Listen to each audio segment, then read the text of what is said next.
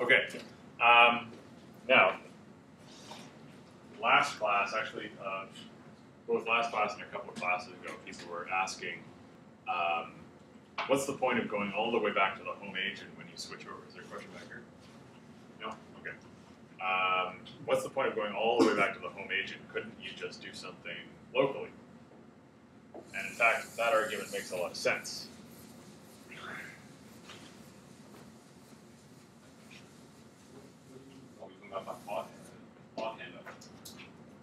No, we're actually talking about something completely different. So by locally, I mean, so remember our mobile IP diagram. So here's your internet.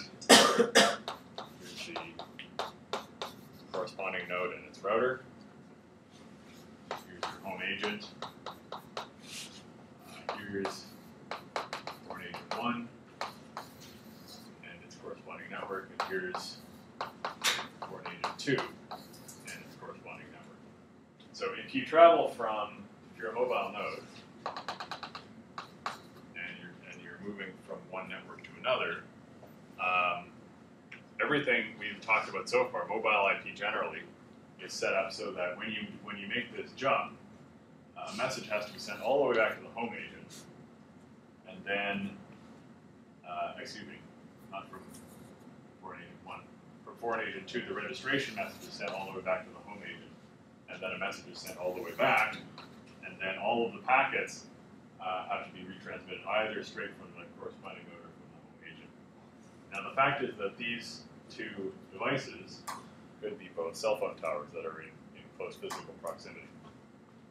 So from a latency point of view, it doesn't make sense to go all the way back to the home agent and then all the way back again, especially if these two cell towers, let's say, are owned by the same company and they share hardware anyway. So that. So one of them could act as another home agent. What will happen is we're just going to cluster them. We're going to cluster them together. Have a backhaul.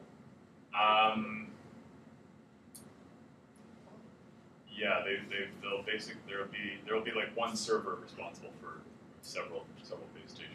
So the example I gave. So this is actually a fairly harsh case where the foreign agents are only capable of talking to each other through the home agent. And the example I gave last time was, let's say you start out talking on Roger's network, and you suddenly cross the border to the United States, and now you're talking on AT&T's network. That's this kind of scenario. But if these are neighboring cell towers on the 401, then presumably they can talk to each other much more efficiently. So that's the idea behind what's called micromobility.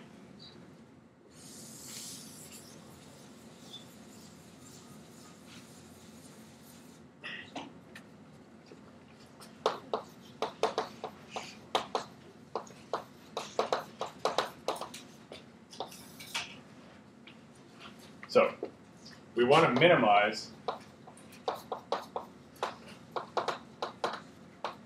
packet losses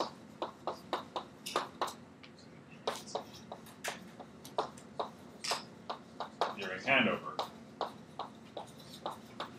So minimizing packet losses during handover will basically mean cutting down on the number and latency of the exchange of control messages. So right now, we have to send a control message to here, and then a control message all the way back to here, and then another control message all the way back to here.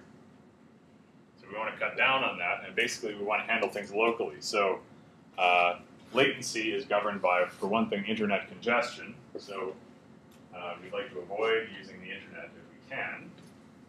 And secondly, it's governed by propagation delay. So we'd like to do everything as locally as possible.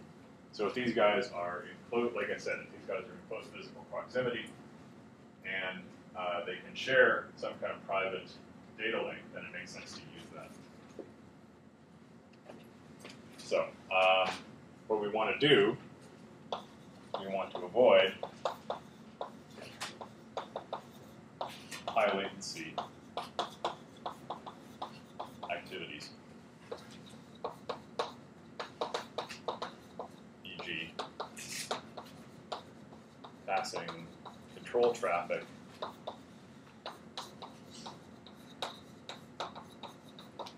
internet, or passing control traffic long distances.